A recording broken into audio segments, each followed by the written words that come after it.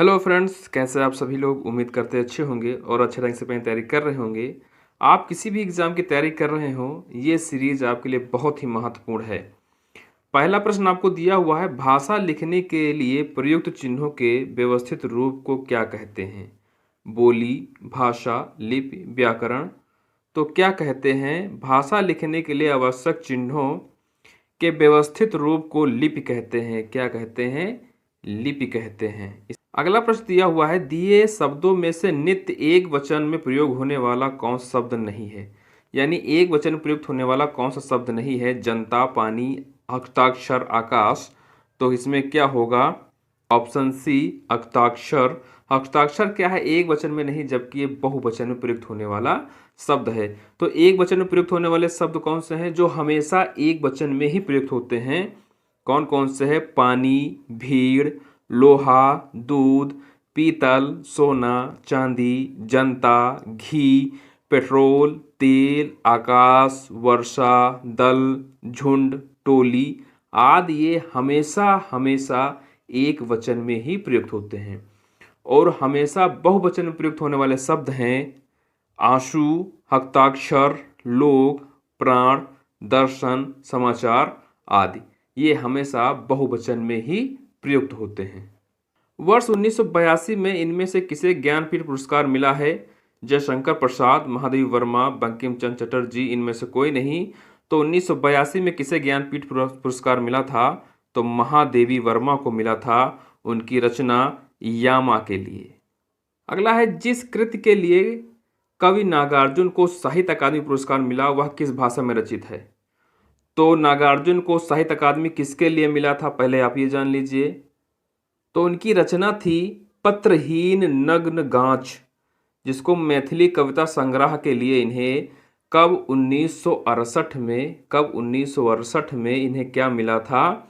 साहित्य अकादमी पुरस्कार मिला था। वह किस भाषा में थी? मैथिली भाषा में थी। रचना का क्या नाम था? पत्रहीन नग्न गांच। अगला है, नीचे दिए गए शब्दों में से कौन सा गुणवाचक का उदाहरण नहीं है? ऐतिहासिक, पाश्चात्य, प्रभावशाली, बहुत लंबी रस्सी।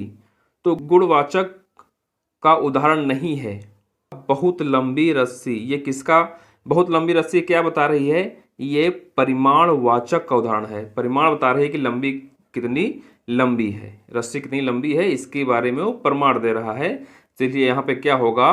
परिमाणवाचक विशेषण होगा। अगला है, निम्नलिखित वाक्यों में से कौन सा उपमा अलंकार का भेद नहीं है? लक्षण, वाचक, उपमान, साधारण धर्म। तो उपमा अलंकार के चार भेद होते हैं। उपमा अलंकार के चार भेद होते हैं। कौन कौन से? उपमेय, उपमान, वाचक पद और साधारण धर्म।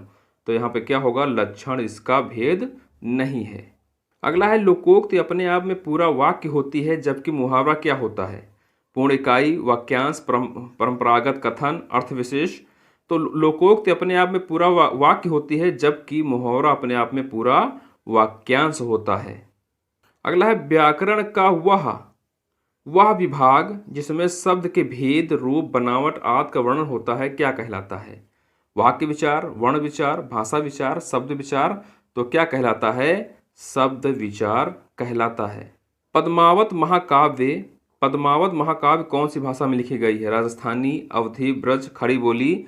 तो पद्मावत किसकी रचना है? मलिक मोहम्मद जैसी की रचना है। और इसकी रचना कब हुई थी? 1540 में इसकी रचना हुई थी। और ये किस भाषा में लिखी हुई है? अवधी भाषा में लिखी हुई है। किस भाषा में लिखी हुई है? अवधी भाषा में लिखी हुई है। जहाँ एक शब्द अनेक अर्थों में प्रयुक्त होता है वहाँ कौन सा अलंकार होता है? यमक, श्लेष, शब्द श्लेष या अर्थ श्लेष। तो जहाँ एक शब्द अनेक अर्थों में प्रयुक्त होता है तो वहाँ पर कौन सा अलंकार होता है? श्लेष अलंकार होता है। यह कहानी रोचक है। यह विशेषण कौन सा भेद है? निश्चित, गुणवाचक, संकेतवाचक, सार्वनामिक। तो यह जो शब्द है ये सार्वनामिक विशेषण है। पुरुषवाचक और निजवाचक सर्वनाम में मैं, तू, वह जैसे शब्द आते हैं।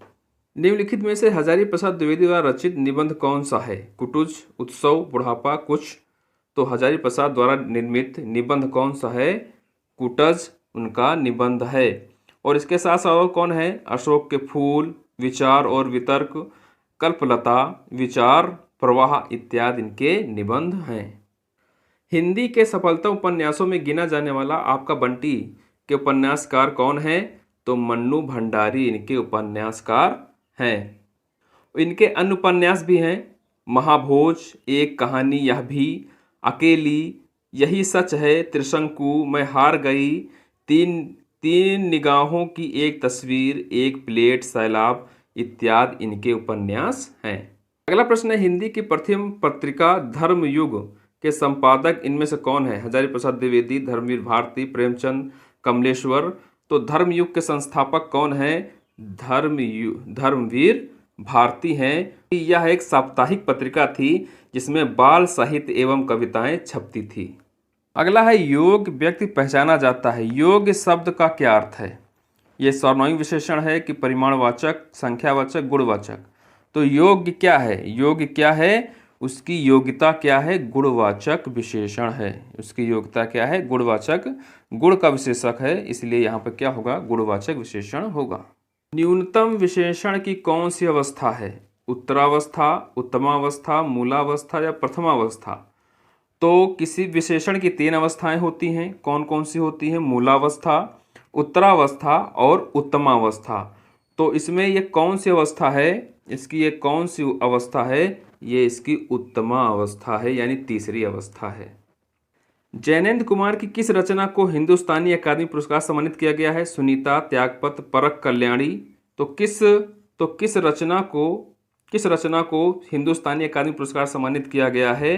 किसको किया गया है? परख को किया गया है। ये किसकी रचना है? जैनेन्द्र कुमार की रचना है। और इसका प्रकाशन कब हुआ था? 1929 में इसका प्रकाशन हुआ था।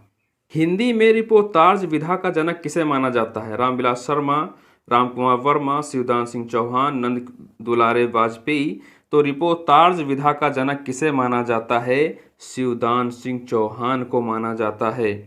हिंदी में रिपोर्ताज लेखन की परंपरा शिवदान सिंह चौहान की रचना लक्ष्मीपुरा कब हुई थी? 1938 में इसकी रचना हुई थी। किसकी?